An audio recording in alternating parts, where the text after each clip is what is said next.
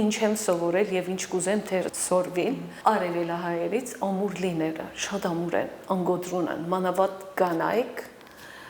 98 թվականներին երբ որ այստեղ էինք ասում էին որ սրանց տղամարդիկ ուր են ուր որ երթայիր գին է դպրոցներում գին է շուկաներում գին է բժշկական համագարքի մեջը գին է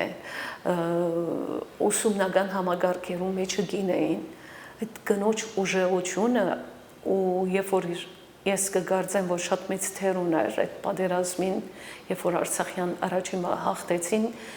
դժվար պայմաններում ինքը եթե տնտեսակետ չլիներ եւ ծայրահեղ տնտեսակետ